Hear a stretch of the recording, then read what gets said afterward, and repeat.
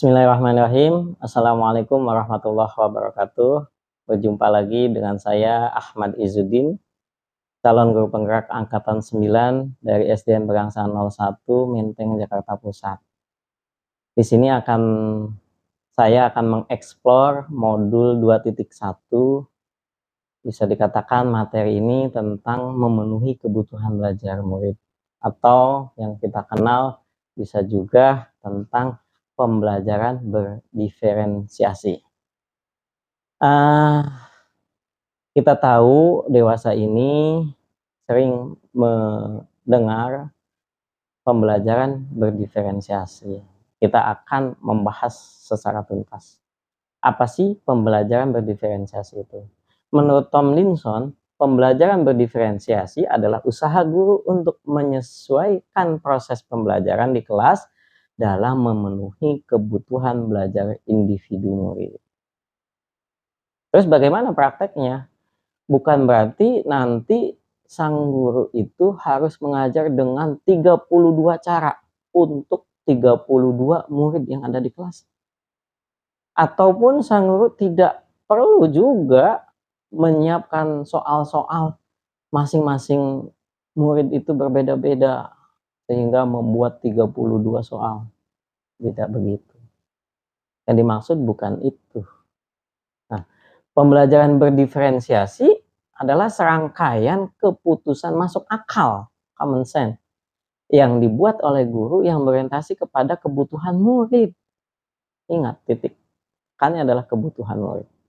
Keputusan yang dibuat tersebut adalah yang terkait dengan tujuan pembelajaran, bagaimana guru menanggapi, merespon kebutuhan belajar muridnya, lingkungan belajarnya, yang mengundang murid untuk belajar, manajemen kelas yang efektif, dan juga penilaian yang berkelanjutan.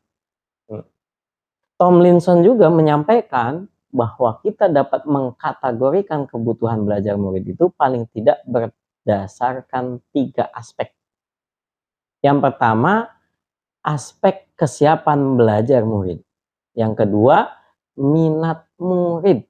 Dan yang ketiga adalah profil belajar murid. Nah, selanjutnya dalam hal ini diibaratkan seperti equalizer. Equalizer itu kan ada tombol-tombolnya, naik, bawah, tuh. Nah, ini perspektifnya adalah yang dapat digunakan untuk menentukan tingkat kesiapan murid. Ya, ini kita bahas satu persatu dari 3 aspek itu. Kesiapan murid pertama. Yang pertama biasanya bersifat mendasar atau bersifat yang transformatif. Ada yang konkret, ada yang abstrak, ada yang sederhana, ada yang kompleks, terstruktur, ada yang terbuka. Kemudian ada yang tergantung, ya, dependent, atau yang mandiri, independen. Ada yang lambat dalam menerima pelajaran, ada yang cepat juga. Nah, ini terkait dengan kesiapan murid ini. Perlu diingat bahwa kesiapan belajar murid bukanlah tentang tingkat intelektualitasnya.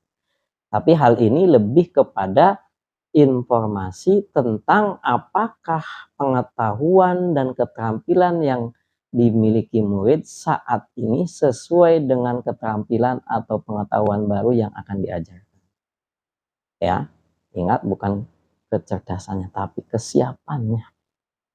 Nah, itu yang pertama, aspek yang pertama. Yang kedua, aspek minat. Minat ini merupakan suatu keadaan mental yang menghasilkan respon terarah kepada suatu situasi atau objek tertentu yang menyenangkan dan memberikan kepuasan diri. Itu namanya minat. Ya, minat sendiri terbagi 2. Ada minat situasional dan juga minat individual.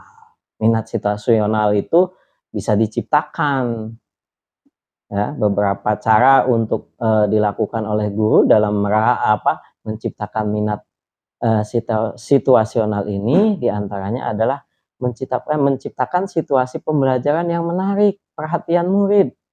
seperti dengan humor, ice breaking, kejutan-kejutan lainnya, gitu ya. Atau juga yang kedua, menciptakan konteks pembelajaran yang dikaitkan dengan minat individu murid. Ya, itu diantaranya minat yang situasional. Itu bisa diciptakan oleh. Kemudian yang ketiga adalah profil belajar murid. Nah, profil belajar murid ini terkait dengan banyak faktor. Di antaranya preferensi terhadap lingkungan belajarnya, panas, sejuk, nyaman, apakah gerah, gitu ya, kotor, ya itu preferensi terhadap lingkungan belajarnya mempengaruhi sekali. Kemudian ada pengaruh budaya, biasanya santai atau terstruktur atau pendiam, ekspresif, personal, ya, impersonal gitu ya. Itu pengaruh budaya dari keluarganya, lingkungan. Kemudian juga yang ketiga, preferensi gaya belajar. Nah, gaya belajar ini kita tahu ada 3 ya, ada visual, auditory, ataupun kinestetik. Kemudian yang keempat, preferensi berdasarkan kecerdasan majemuk. Nah, tuh. Ya, ini adalah profil belajar. Nah, selanjutnya, guru itu juga dapat mengidentifikasi. Dari awal itu diidentifikasi kebutuhan murid dengan berbagai cara.